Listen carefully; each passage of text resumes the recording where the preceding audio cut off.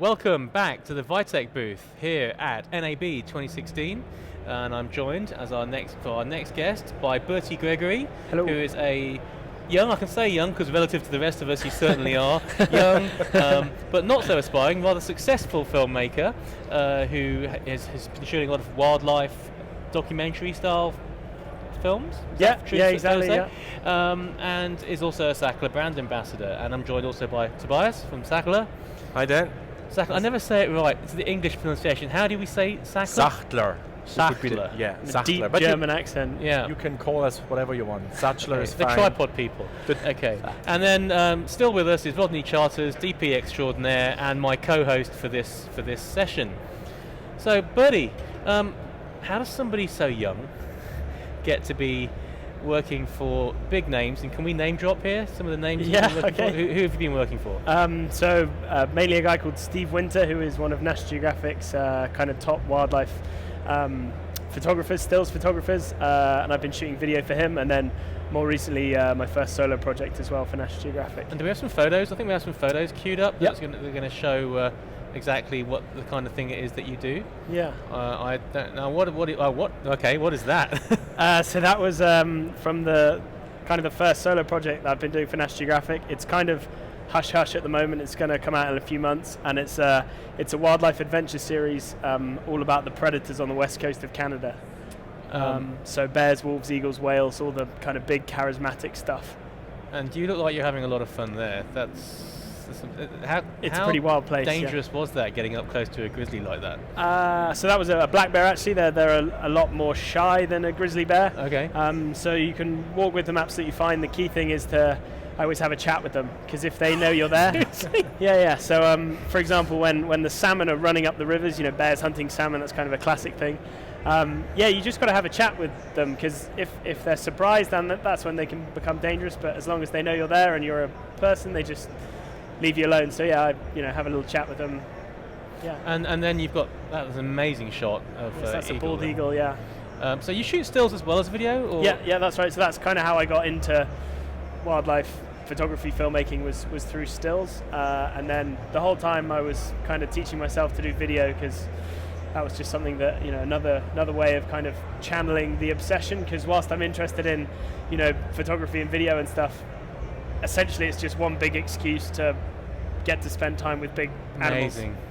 And is your background a natural history one, or a so film one? I studied zoology at university, so that's kind of my animal. So you do know your way around animals. When you are talking to the animals, you have a rapport that we don't have as normal people. I guess the thing with wildlife is that with wildlife filmmaking is you can be the best technical cameraman in the world, but if you don't know your wildlife, you're useless. So you're much better off knowing the animals really intimately, knowing where they're going to go, when they're going to come out. That's far more important than your ability to know how to change the shutter speed or whatever. But obviously still important. Yeah, Rodney, you know a thing or two about not too many people know that before Rodney became famous for shooting big name movie stars, you also did a bit of documentary filmmaking. I did. I spent 6 months in the Soviet Union with Gerald Darrell. Wow. I was shooting Darrell, but he would let me go off with the long lenses and so on, so I had my thrills of shooting wildlife. But it was hilarious, because I'd come back and say, I saw this, not having done zoology, I saw this creature was about this big, Joe, and he'd say, oh, rotters, damn it, where's Jane's Book of Animals? And he'd get out this giant tome, and we'd work through it until I found what I'd seen, but you of course instantly knew what you were photographing. Right. So, okay, this is a kit show. So I hate to be boring, but I'm going to take you to kit. What's your go-to kit? Let's start with cameras first. What are you shooting with? Pretty much anything and everything. I've been doing quite a lot of expedition-style things with Canon DSLRs, just because, in this ever-increasing world of diving budgets, I'm being often asked to shoot both stills and video at the same time.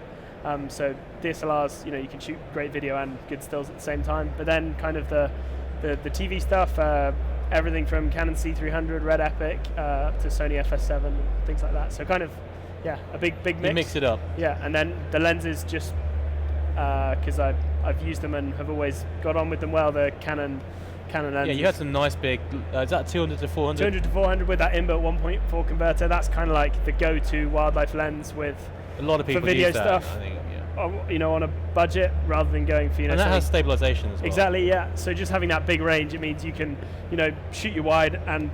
But talking of stabilization, and you are Sachtler brand, how do you say it again? Sachtler. Brand ambassador. That's good.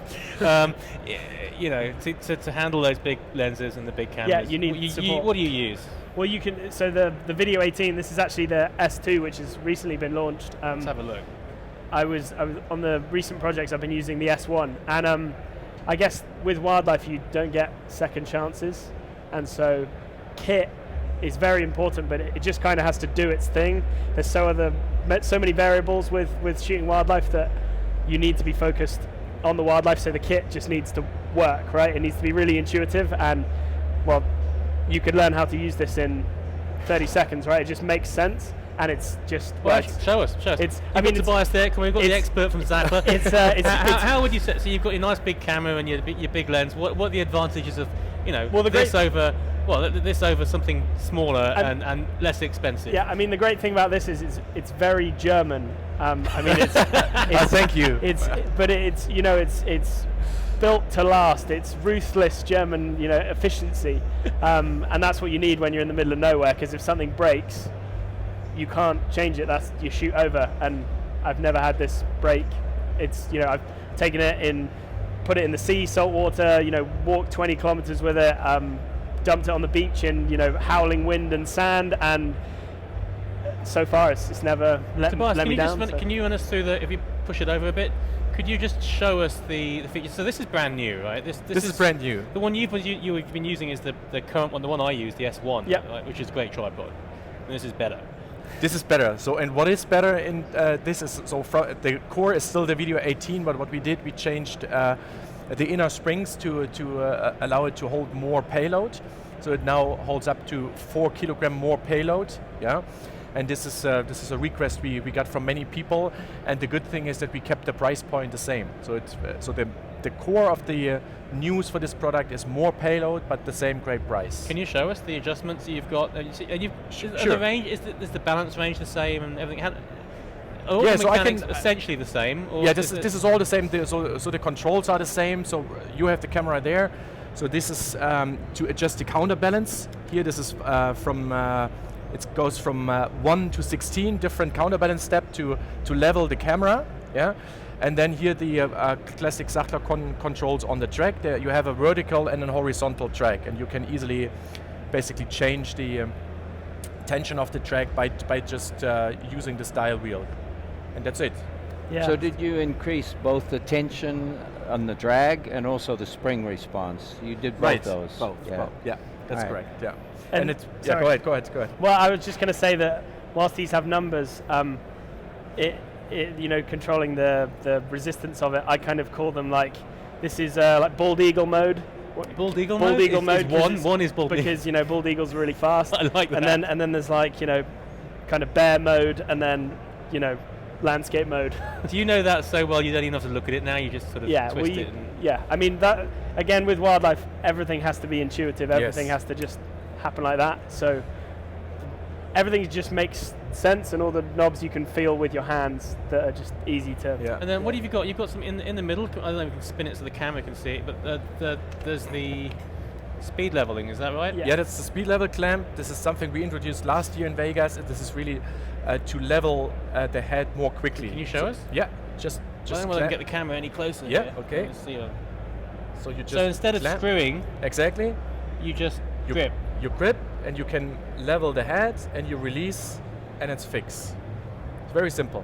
It's a little That's bubble. fantastic. Yeah, and it's a little bubble. So I was just talking to Bertie before the show, and he said, he always uses what do you use to light? So your phone or whatever to see the lighting bubble, and he didn't realize it's a illuminated bubble because there's no button. I mean, then we talked about this before, and the trick is just to basically push on the top of the level bubble, and it's lightening up. So the amount of time I've spent in hides, before dawn, set up, and it's totally pitch black, and you're trying to level this thing without giving your position away to the animals, and I've got my phone out with the torch on, and you're trying to shield it. Yeah. And little did I know there's a light, and you just press it. Back in the day, Rodney, what would you have done for a tripod like this? You'd have been delighted, right? I had Sachtlers, I had 18s. But they weren't quite as fancy as this one, right? No, this is a fantastic improvement. Brilliant. Yeah. And actually, in drama, certainly in Hollywood, people don't use a ball head that often because they're worried about the large systems popping off, which is easily solved with a proper ring washer on the bottom, but nobody seems to do that. Yeah. And so, I mean, do you think that, so some of the production you do, even in drama, it's speeding up. You've got smaller cameras, smaller packages. We've tended to go almost exclusively to handheld as a solution. I mean, I would never have a tripod of this size on the set. It's always an old Romford with Mitchell base, and then we go for the big big O'Connor heads. And they weigh ridiculously more than the cameras. Well, nothing wrong with an O'Connor head. Like, we like O'Connor head. It's night and day. It's so different. But this is a beautiful camera that you have to have if you're going to get this 18 to 80 lens, and you've got a choice of a smaller camera. This is a perfect tripod for you. Great. I mean, they are really made for purpose, right? Sachtler is really for the field, for outdoor people on the run, while O'Connor is really made for Hollywood and Bollywood. Yeah. Okay, we're out of time. If people want to know more about your work, Bertie, where do they go? Every social media platform, so Facebook, Bertie Gregory Photography, Instagram, @Bertie Gregory, yeah. And the Video 18S2, where do they go to buy us? Sachtler.com, or just follow us on Facebook.